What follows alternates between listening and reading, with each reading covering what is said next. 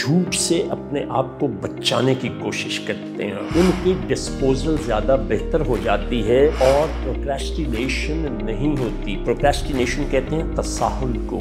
اس وقت جو top management کے کورسز سینئر مینجمنٹ کے لوگوں کو کرائے جاتے ہیں ان میں ایک ہے پروکریسٹینیشن مینجمنٹ۔ اس نے کہا میاں جی روزہ رکھا تو یہ کتنے لکھا کام نہ روزے سے بہت کام کرنا چاہیے تاکہ اللہ بھی خوش ہو جائے پھر مالک بھی خوش ہو جائے۔ روزہ تو رکھتے ہیں، دفتر وقت پر نہیں جاتے، سو کے لیٹ اٹھتے ہیں تو لیٹ جاتے ہیں روزہ رکھا ہوا۔ السلام علیکم، میں ہوں پروفیسر رفرف، رمضان پروگرام کے ساتھ قاسم علی شاہ فاؤنڈیشن سے۔ آج ہم بات کریں گے رمضان کے فوائد جو ہیں، اس سے جو بینیفٹس ہوتے ہیں، سرکاری معاملات میں، افسران میں، ماتحتوں میں اور دیگر حوالوں سے کیا چیزیں ہوتی ہیں۔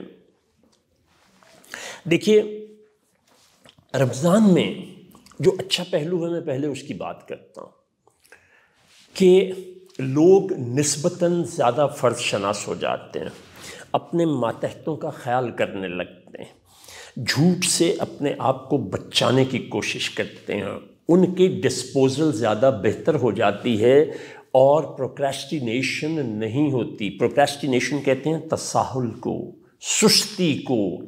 اس کو آسان بات مت سمجھیے۔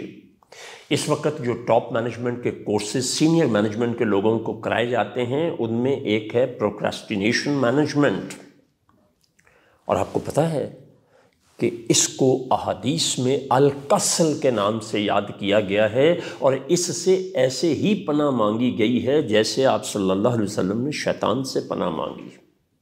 اتنی خطرناک چیز ہے۔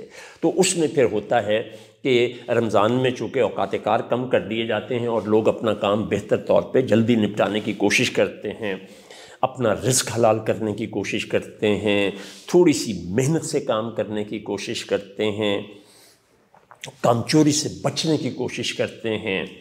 یہاں مجھے ایک بڑی اہم بات یاد آئی ہے۔ براہ کرم یہ وہ لوگ جو کہتے ہیں کہ روزے میں کام، یہ ضرور حکم ہے کہ اپنے ماتحتوں، ملازمین اور مزدوروں کی اوقات کار میں کمی کر دیں۔ ابھی آپ یہ دیکھیں کہ 5 سال پہلے رمضان کتنی شدت کی گرمی میں ہوا کرتا تھا۔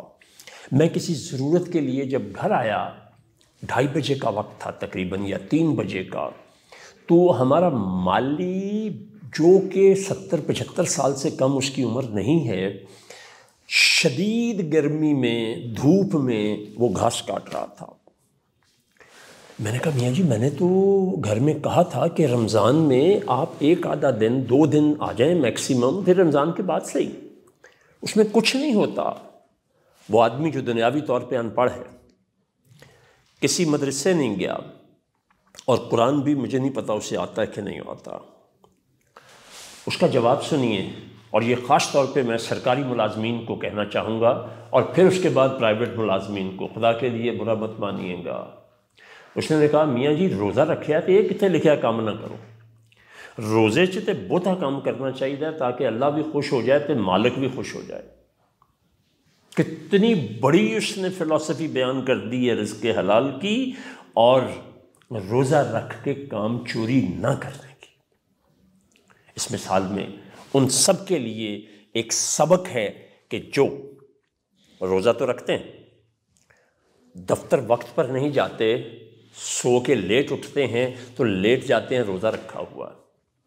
اور بڑے حوصلے سے میری بات کو پلیز سنیے گا، میں خود بھی چونکہ کار سرکار سے وابستہ رہا ہوں، جب آتے ہیں باہر لوگ بیٹھے ہوئے ہیں ضرورت کے لیے، یا ان کے ماتحت فائلیں لے کے بیٹھے ہیں، اور وہ اندر نوافل کی ادائیگی اور اشراق یا چاشت، اور پھر اس کے بعد وہ قرآن کی تلاوت شروع کر دیتے ہیں۔ بہت حوصلے سے میری بات کو سنیے گا کہ کیا 8 گھنٹے جو ہم وہاں نوکری کرتے ہیں، کیا وہ پیسے ہمیں وہاں نوافل کی ادائیگی کے، قرآن پڑھنے کے ملتے ہیں؟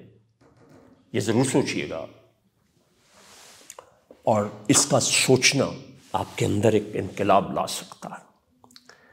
تو بہرحال اوورال سرکاری ملازمین جو ہوتے ہیں یا دوسرے دفاتر کے ملازمین وہ اپنے کام کو ڈسپوز کرنے کی طرف آتے ہیں، جھوٹ میں کمی آ جاتی ہے تو اس لیے معاملات پھر ان میں ملنساری آ جاتی ہے۔ وہ جو سرکاری دفاتر میں بالخصوص اور بالعموم پرائیویٹ دفاتر میں لیگ پولنگ وغیرہ والے معاملات ہوتے ہیں، کھینچا تانی کے، وہ بھی کم ہو جاتے ہیں اور مجموعی طور پر دفتروں کا ماحول جو ہے وہ بہت اچھا ہو جاتا ہے۔